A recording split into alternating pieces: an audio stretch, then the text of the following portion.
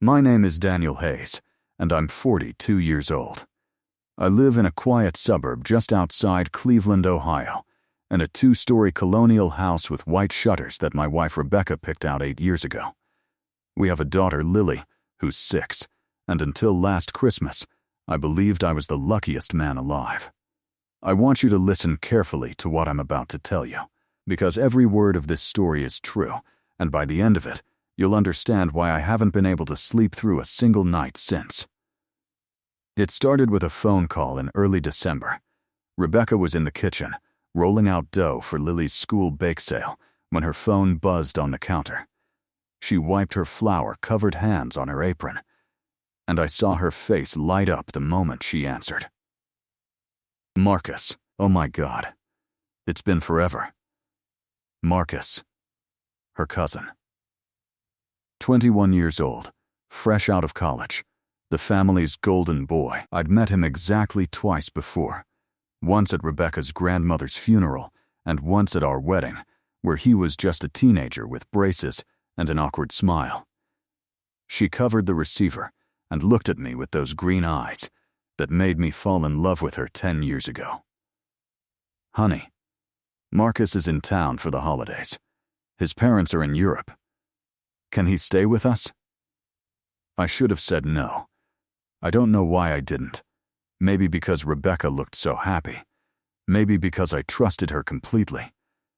Maybe because a man who loves his wife never imagines that the wolf is already inside the house. I smiled and said, of course. Family is family. Those 4 words would haunt me for the rest of my life. Marcus arrived 3 days later, on a Friday evening, with snow falling soft and silent against our porch lights. I opened the door, and for a moment, I didn't recognize him. The boy with the braces was gone. Standing in front of me was a tall, broad-shouldered young man with sharp blue eyes, dark hair perfectly styled, and a jawline that looked like it had been carved from marble. He wore a charcoal peacoat and a confident smile. Uncle Daniel, he said, extending his hand. Thank you for having me. I'm not a small man. I played college football at Ohio State, but when Marcus shook my hand, I felt something cold pass through me. Not weakness, but instinct. The kind of instinct animals have when a predator enters their territory. I shook it off. He was family. He was my wife's cousin. Rebecca came running down the stairs in jeans and a cream-colored sweater, her chestnut hair tied up in a loose bun. She froze at the bottom step. Just for half a second, but I saw it. Then she laughed too loudly and threw her arms around him. Oh my God, you've grown up. Look at you. Marcus held her a beat longer than he should have. I told myself I was imagining things. That night at dinner, Rebecca cooked her famous lasagna, the one she only made on special occasions. She poured Marcus a second glass of wine before I'd even finished my first. She laughed at every joke he made, even the ones that weren't funny. Lily sat on his lap and called him Uncle Marcus, and he ruffled her hair like he'd known her forever. I sat at the head of the table and watched my own family from a distance, like I was a guest in my own house. You know what's worse than a betrayal you can see?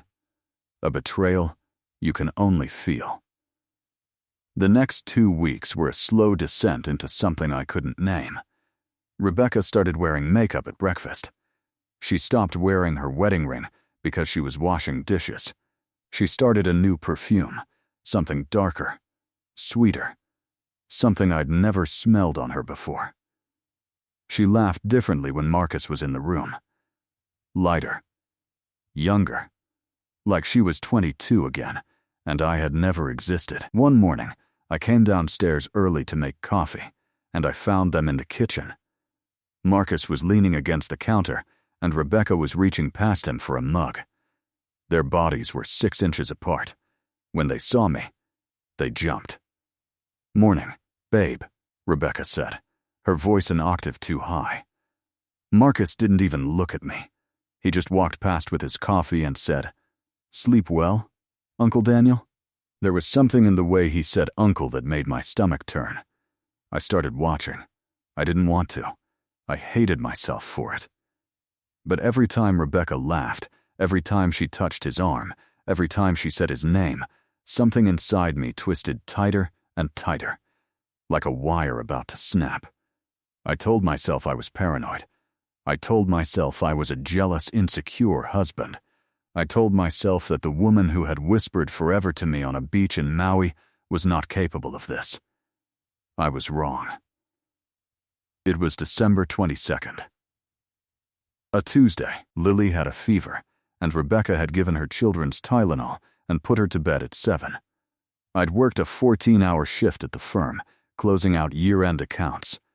By 10 o'clock, I was so exhausted I could barely keep my eyes open.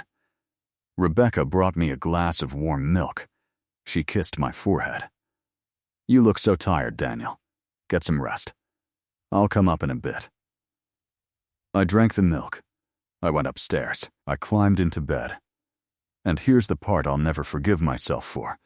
I fell asleep so fast, so deep, that I knew, even as my eyes closed, something wasn't right. The milk had tasted slightly bitter. My limbs felt heavy. My thoughts blurred. She had drugged me.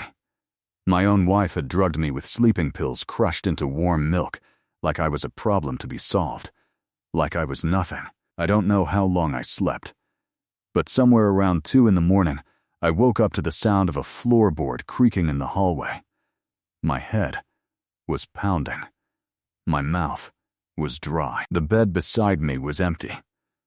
I sat up. The clock read 2:14 a.m.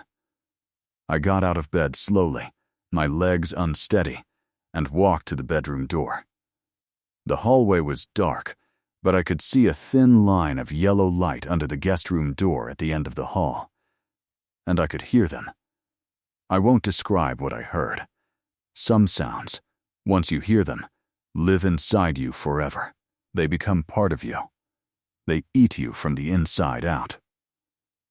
I stood there in the dark hallway in my bare feet, in the house I had paid for with 20 years of my life, listening to my wife with another man. And something inside me, the man I had been for 42 years, quietly died. But I didn't open the door. Not yet, because in that moment, standing there in the dark, I made a decision. A cold, clear, surgical decision. I was not going to scream. I was not going to cry. I was not going to throw him out into the snow. I was going to make sure she remembered this Christmas for the rest of her life. I went back to bed. I lay there with my eyes open, staring at the ceiling, until I heard her tiptoe back into our bedroom at 4:47 a.m. She slid under the covers. She smelled like him. She kissed my shoulder and whispered "I love you" into the dark. I didn't move. The next morning I made breakfast. Pancakes. Bacon, fresh squeezed orange juice. I served Rebecca with a smile and kissed Lily on the head. I shook Marcus's hand and asked him how he slept. "Like a baby," he said. "Good," I said. "Good." For the next 3 days, I was the perfect husband. I was warm. I was funny. I was attentive. I bought Rebecca a diamond bracelet just because. I told Marcus he was welcome to stay as long as he wanted. I cooked. I cleaned. I tucked Lily in. And every night, I went into my home office, locked the door, and worked. I'm an accountant. I'm not a violent man. I have never thrown a punch in my adult life. But I am very, very good with numbers, with documents, and with patience. I called my old college friend Robert Chen, who runs a private investigation firm in Columbus. I hired him to install 3 small cameras, one in the guest room, one in the hallway, one in the kitchen. He did it on December 23rd while Rebecca was at the mall and Marcus was at the gym. I pulled our joint bank statements. I pulled phone records. I found 73 text messages between Rebecca and Marcus going back 6 months. 6 months, and a hotel reservation in Pittsburgh from October. A weekend Rebecca had told me she was visiting her sister. I didn't cry. I didn't break anything. I just printed everything out, made 3 copies, and put them in a safe deposit box at the bank. Then, I called my divorce attorney, Margaret Sullivan. The best in Ohio. We met for coffee on Christmas Eve morning, while Rebecca and Marcus were out shopping for last-minute gifts. By Christmas Eve at noon, the papers were drafted. By 3 p.m., I had transferred half of our liquid assets into a personal account in my name only, perfectly legal, since I was the primary earner. By 5 p.m., I had signed an offer on a small lake house in Michigan that I'd been quietly looking at for a month, and I had one more thing to do. Christmas morning, Rebecca came down the stairs in a red silk robe. Marcus was already in the kitchen, drinking coffee in flannel pajamas, looking like he belonged there. I had the fireplace lit. Bing Crosby was playing softly. Lily was on the floor, tearing into her presents, screaming with joy over a new dollhouse. I had set up a projector in the living room, a big white screen pulled down over the fireplace mantel. "Daniel, what is this?" Rebecca laughed, sipping her coffee. "I made a Christmas video," I said, smiling. "A little family memory, for all of us." Marcus glanced at Rebecca. She glanced back at him. I caught it. "Lily, sweetie," I said gently, "go upstairs and play with your dollhouse in your room for a little bit, okay? Mommy and Daddy have a grown-up surprise for Uncle Marcus." Lily ran upstairs, laughing. I picked up the remote. I turned to Rebecca and Marcus, both still smiling, both still completely unaware. "Merry Christmas," I said, and I pressed play. The video started with a slideshow. Photos from our wedding. Rebecca in her white dress.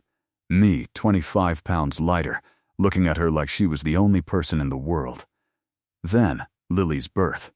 Lily's first steps. Family vacations. Birthdays. Rebecca's eyes filled with tears. "Daniel, this is so sweet." Then the slideshow ended, and the security footage began.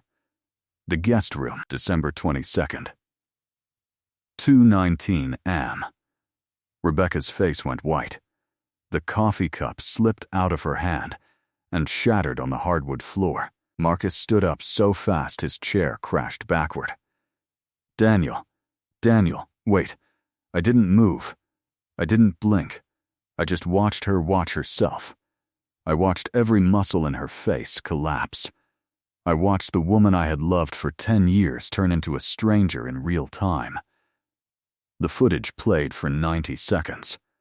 It was enough. I paused the video. The room was silent, except for the crackle of the fireplace and Rebecca's ragged breathing. I turned to Marcus first. I walked over to him slowly. He was bigger than me, younger than me, stronger than me, but I had already won. "Marcus," I said quietly, "in the front hallway there's a suitcase. It has all of your things in it. There's also an envelope on top. Inside the envelope is a copy of this video, a copy of every text message you sent my wife, and a letter addressed to your father, who, as you know, is the senior partner at Whitman and Bell, the law firm where you start work in January." His face turned the color of ash. "If you are not out of my house in 10 minutes, I will email that envelope's contents to your father, your mother, your fiancée Jessica. Yes, Marcus, I know about Jessica too, and the HR department at Whitman and Bell. Do you understand me?" He couldn't speak. He just nodded. "Then go." He grabbed his coat. He didn't look at Rebecca. He didn't say goodbye. He walked out of my house into the snow, and I never saw him again. Rebecca was on the floor. She was on her knees in her red silk robe, sobbing, gripping the leg of the coffee table like it was the only thing keeping her from drowning. "Daniel, please, please, please, I'm so sorry. I don't know what happened. I don't know what I was thinking. Please, please, we can fix this. I'll do anything. I sat down on the couch across from her. I didn't yell. I didn't cry. I had done all of my crying in my office at 3 a.m. alone, into my hands, where no one could see me. "Rebecca," I said softly, "look at me." She looked up. Her mascara was running down her face in black rivers. "I loved you," I said. "I loved you more than I loved my own life. When my mother died, you held me for 3 days. When Lily was born, you were the first person I called. I built every single day of the last 10 years around you." She was sobbing harder now. I kept going. "You drugged me. You put pills in my milk so you could go sleep with a 21-year-old boy in the next room while our daughter had a fever down the hall. You did that. Not him. You." "Daniel, I'm not finished." She closed her mouth. "On the kitchen counter, there is an envelope. Inside that envelope are divorce papers. They are already filed. My attorney filed them yesterday at the courthouse. You are going to sign them today. You will get the minimum the state of Ohio requires. You will not contest custody, because if you do, I will release that video into evidence, and no judge in this state will give a drugging adulteress primary custody of a 6-year-old girl." Her face crumpled. "You will tell Lily that Mommy and Daddy are taking some time apart. You will not poison her against me. You will not tell your family the real reason. You will let me protect her from this. That is the only mercy I am giving you, and I am giving it for her, not for you." I stood up. I walked to the door. I turned back, one last time. "You asked me what I was going to do, Rebecca. This is what I'm going to do. I'm going to take Lily to my parents' house in Michigan for the rest of the holidays. When we come back, you will be gone from this house. You will have 1 week to find somewhere to live. And every Christmas, for the rest of your life, when you smell pine needles or hear Bing Crosby on the radio, you will remember this morning. You will remember the moment you watched yourself on that screen and realized what you had thrown away." I walked out. It's been a year. I'm sitting on the porch of the lake house in Michigan as I tell you this story. The water is frozen over. Lily is inside, decorating the Christmas tree with my mother. She's 7 now. She's happy. She's safe. She doesn't know. Rebecca lives in a 1-bedroom apartment in Akron. She works as a receptionist at a dentist's office. She sees Lily every other weekend, supervised per the court order. She has lost 40 pounds. She does not date. Her mother won't speak to her. Her sister won't speak to her. Marcus's family figured out what happened within a month. These things always come out. And Marcus lost his job at Whitman and Bell, lost Jessica, and last I heard, was working at his father's friend's car dealership in Phoenix. People ask me if I'm happy, if the revenge was worth it. I'll tell you the truth. I don't think of it as revenge anymore. I think of it as a mirror. I held up a mirror to my wife on Christmas morning, and I made her look at exactly who she had become. I didn't put her there. I didn't make those choices for her. I only made sure she could never look away from them. There's a moment I think about, late at night, when the house is quiet and Lily is asleep upstairs. It's the moment Rebecca came back to bed at 4:47 a.m. and whispered "I love you" into the dark, thinking I was asleep. That was the moment I stopped being her husband. That was the moment something in me became still and cold and certain. A man can survive a lot. A man can survive grief. A man can survive failure. A man can even survive heartbreak. But there is one thing a man cannot survive, and that is being made a fool of in his own house by the woman he loved while his daughter slept down the hall with a fever. She will never forget what I did, but more importantly, she will never forget what she did. And that, my friends, is a punishment no court could ever hand down. That is a punishment she carries herself every single day for the rest of her life. The fire is in her now. And I am finally free. If this story moved you, remember, sometimes the loudest revenge is the quietest one. Sometimes the strongest man in the room is the one who never raises his voice. And sometimes the most powerful word a betrayed husband can ever say is simply, I know. Like, subscribe, and tell me in the comments, what would you have done in Daniel's place?